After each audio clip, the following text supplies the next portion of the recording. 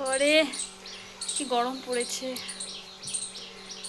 তো good morning সবাইকে, লিপিস ব্লগে তোমাদের সবাইকে জানাই অনেক স্বাগত, অনেক ভালোবাসা। আমি খুব ভালো আছি, আশা করি তোমরা সবাই খুব ভালো আছো। তো সকালবেলায় মুসুরি ধুয়ে দিয়েছিলাম, ডাল শেষ হয়ে গেছে, তাই মুসুরিটা মেলে দিয়ে এলাম। ডাল ভাঙবো, আজকে তো ভাঙা হবে না, কালকে ভাঙবো বিকেলের দিকে। আর প্রচুর সার্পও ভিজিয়েছি, প্রচুর কাচাকুচি করতে হবে। এই যে দেখো, চলো তাহলে রান্না বসাতে হবে, তাই সার্পটা কাচাকুচিগুলো করে নিই, কারণ রান্না বসাতে হবে। সোনু খাবে, বড়দাকে নিয়ে ডাক্তার দেখাতে গিয়েছে বড়দি, তো এখন আসবে না, দিল্লি গেছে। রান্নাটা ঝটপট করে নিতে হবে, ঠিক আছে চলো। আজকে বড় সাইজের একটা রুই মাছ, জ্যান্ত রুই মাছ নেওয়া হয়েছিল।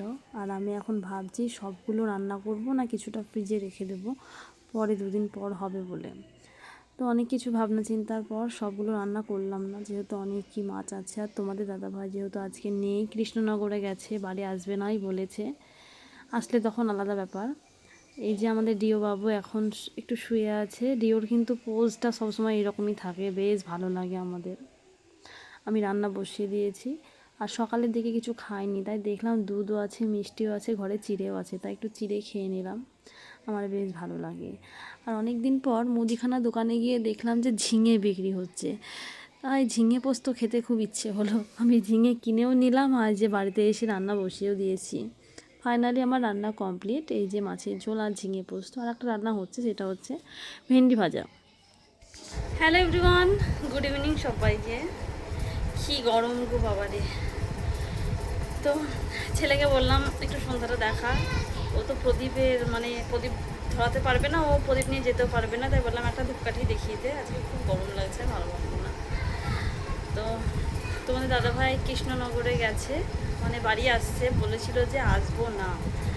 তো ও কোথাও গেলে যদি বলে না যে কোনো দিন কোথায় রাত্রেবেলায় আসবে না, তো আমার না খুব নিজেকে একা একা লাগে। ওকে ছাড়া কোনো দিন সেভাবে থাকিনি, তো ভালো লাগে না। তো আমার এরকম মনে হয় যে ফোন করে বললো বাড়ি আসছি, আবার কালকে যাবো, প্রতিদিন যাতায়াত করবে আর কি। তো ভেবে ভালো লাগছে। সারাটা দিন যে বলেছিল দুদিন আসবো না, তো মনটা খারাপ খারাপ করছিল। আজকে আলুর পাঁপড় দেবো, তাই 5-6 কেজি মতো আলু কেটে ধুয়ে নিচ্ছি এখন, বড় একটা গামলায় দিয়ে দিয়েছি। আর আমি আমার মেজো যাকে বললাম আলুগুলো কেটে দাও, কারণ অত আলু আমার একার কাটা সম্ভব নয়। আর ফাইন ফাইন করে আলুগুলো কাটলে বেশ ভালো লাগে।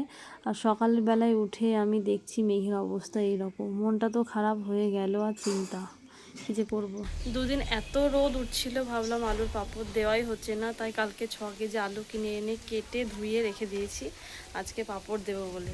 তো মেঘের অবস্থাটা তো দেখলে, কি করব, জলে ভিজে একদিন থাকলে তো কালো হয়ে যাবে, তার থেকে ভালো আমি দিয়েই দেবো, যা হবে হবে।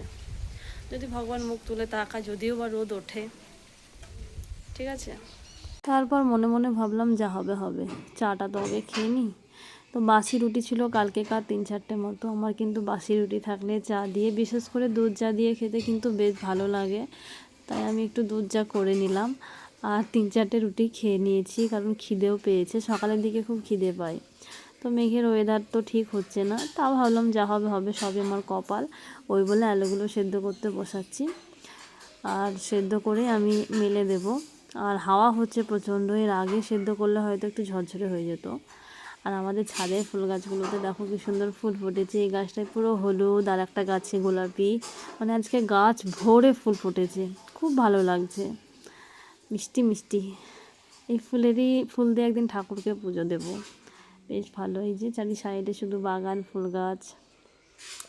আলুর পাঁপড় দিচ্ছি, এখনও হাওয়া হচ্ছে। তো আমি বারে বারে ঠাকুরকে ডাকছি, ঠাকুর আজকে যেন একটু রোদ ওঠে, একটু রোদ ওঠে। তো এই যে কিছুটা দেওয়া হয়েছে, কিছুটা বাকি আছে। তারপরে নিচে এসে মুসুরির ডাল দিয়েছিল মেজো ভাসুর, আর আমার শেষ হয়ে গেছে মুসুরির ডাল, তাই ভাবছি আজকে ভেঙে নিলে ওই ঝামেলাটা থেকে তো মুক্তি পাবো। কবে ভাঙবো এই চিন্তাটাই সবসময় মাথার মধ্যে ঢুকে আছে। তো যাই হোক, আর বান্টিকে বললাম একটু ভিডিওটা করে দে না, ভিডিওটা করে কেউ যদি একটু হেল্প করে তাহলে ভালো লাগে। আর অনেক কদিন ধরে ভিডিও ব্লগ দেওয়া হয় না, তো মনটাও থাকে না,